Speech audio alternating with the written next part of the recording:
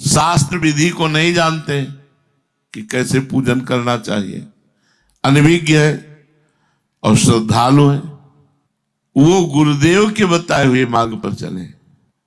शास्त्र विधान है, करन्यास, अंगन्यास, ये वो सब, जैसे देखो ना गोपाल शास्त्र नाम के पाठ के पहले है ना, ऐसे भगवत सेवा के पहले है। बड़ा विधान भागवत में वर्णन किया गया है। पर अपने यहाँ विधि निषेध नहीं, दास अनन्य उत्कट व्रतधारी, मंगला से लेकर शयन तक बस वो श्री जी के पद और सुधा निधि के श्लोक और नाम और मंत्र जप करते हुए श्री जी को स्नान, श्रृंगार, भोग, आरती, ऐसे गुरु और गुरु प्रदत्त उपासना, इष्ट। अब गुरु मंत्र, आपका मन गुरु मंत्र में नहीं लगता तो गुरु प्रदत्त नाम में अन्य नहीं जप सकते हम। जैसे मन है तो निज मंत्र में लग रहा है और निज मंत्र में ऊब रहा है, कभी कभी उसका स्वभाव होता है और वो भागना चाहता है तो शरणागत मंत्र में लगा दिया। शरणागत मंत्र में भी नहीं लग रहा तो राधा वल्लभ श्री हरिवंश में लगा दिया। इसमें भी नहीं लग रहा तो राधा राधा में लगा दिया। बस इतना ही उसको घेरे में रखना है, क्योंकि गुरु के श्रीमुख से राधा, राधा वल्लभ श्री हरिवंश, शरणागत मंत्र, निज मंत्र वही सिद्ध होगा जो गुरु के मुख से मिला हुआ है। अपने गुरुदेव के द्वारा दिए हुए मंत्र और नाम जप, इससे आपको बहुत जल्दी सिद्धि प्राप्त होगी।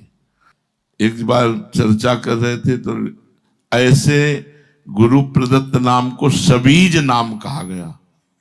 वो बहुत जल्दी सिद्ध होता है, जो गुरु जी ने नाम दिया वो जप करने से, नाम मंत्र जो गुरुदेव जो नाम दे, मंत्र दे, उसमें अगर प्रणव ना हो तो कोई आवश्यकता नहीं कि प्रणव लगाने की जरूरत। नाम और मंत्र ये दो अपना जीवन बना लेना चाहिए। चलते फिरते, उठते बैठते नाम जब चल रहा है, मंत्र जब चल रहा है, इसके कुछ नियम बना लेने चाहिए कि इतना नाम जप करना है, इतना गुरु मंत्र जप करना है। बिना नियम के ठीक नहीं रहता। अब जैसे हम पहले नियम से जपते थे, अब एक ही नियम है, अव्यर्थ कालत्वम। 1 मिनट भी हमारा भजन बिना ना जाए। क्रिया क्या हो रही हम इस पर ध्यान नहीं देते, ठाकुर जी जाने। चिंतन क्या हो रहा है इस पर ध्यान देते हैं। प्रतिदिन नियम पूर्वक जप गुरु मंत्र का, जैसे हमने 11 माला कहा है कि गुरु मंत्र कम से कम 11 माला तो होना चाहिए। शेष समय नाम जप करो और अधिक जप करो, भगवान की कृपा पर 11 माला जपना चाहिए।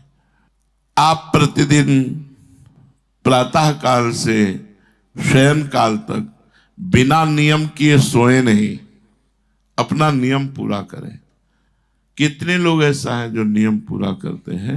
हम प्रायः कहते हैं कि एक बार 84 जी का पाठ और 11 माला गुरु मंत्र और श्री जी का स्नान करके चरणामृत, भोगराग, इतना तो अपना जीवन होना ही चाहिए। आपसे प्रार्थना करते हैं कि 11 माला आप नित्य नियम पूर्वक पूरा करो, गिन के। सिद्ध मत बनो कि हमारा हर समय चलता है। एक नियम पूरा कर लो, 11 माला गुरु मंत्र, एक पाठ 84 जी का और श्री जी का चरणामृत। चाहे नाम का चरणामृत हो या छवि का कपड़ा से ऐसे छवि पोंछ दी और उसे धो लिया तो चरणामृत ही हो गया। आगे वर्णन करते हैं कि या तो अल्पाहार करो या 15 दिन में उपवास करो। रोज इतना अल्पाहार करो कि आपको लगे ही ना हमने भोजन किया है, बस भूख भर मिट गई। ऐसा बड़ा मुश्किल है जब सामने सुंदर सुंदर भोजन होता है तो ऐसा कर लेना चाहिए कि अमावस्या और पूर्णिमा को श्री जी का किनका पा करके, श्री जी का किनका पा करके, जैसे एक टुकड़ा रोटी, थोड़ी सब्जी, थोड़ी दाल, ऐसे पा लिया, प्रसाद पा लिया दोनों टाइम, और पूरा दिन उपवास करे, फिर और कुछ न पावे। अमावस्या पूर्णिमा तिथि इसलिए कि अपने को श्री जी का किनका पाके श्री जी का भोग लगाओ, जैसे रोज बनाते हो। लगाने के बाद थोड़ा रोटी का टुकड़ा लो, थोड़ा सब्जी का, थोड़ा दाल का, और उसे पालो और शेष गाय को पवा दो या किसी और को पवा दो। दोनों टाइम भोग श्री जी को लगाओ, तुम किनका ले लो, और अमावस्या पूर्णिमा को पूरा ऐसे रहो। या रोज स्वल्पाहार करो, अल्पाहार करो। भोजन भजन पर बहुत बड़ा प्रभाव डालता है। और दैवी संपदा बनी रहे हर समय, इसलिए स्वाध्याय करो। जैसे चतुरासी जी है तो लीला गायन है, लेकिन हमें सिद्धांत चाहिए तो कुछ सत्संग स्वाध्याय जरूरी है। हम जीवन भर उड़िया बाबा के उपदेश अपने साथ रखे रहे। आसुरी संपदा का नाश करने के लिए दैवी संपदा बनी रहे, इसलिए कोई आदर्श महापुरुष के प्रवचन सुनो और एक वाणी जरूर रखो। जैसे हमारी सलाह है पूज्य पंडित गया प्रसाद जी के साधक में साधुता, बढ़िया दवाई है। रोज 1-2 पेज पढ़ लो, हमारी बात मान लो, क्योंकि उड़िया बाबा को समझने के लिए थोड़ा विशेष विवेक चाहिए। साधक में साधुता, और दूसरी वाणी बिल्कुल अमृतमयी पूज्य राधा बाबा की आस्तिकता की आधारशिलाएं, ये जरूर रखो, अपनी बैग में जरूर रखो। 1-2 पेज पढ़ो, तुरंत आनंद की अनुभूति होने लगेगी। क्योंकि हमारा मन, हमारी बुद्धि हर समय पवित्र रहे, हर समय साधन में रहे।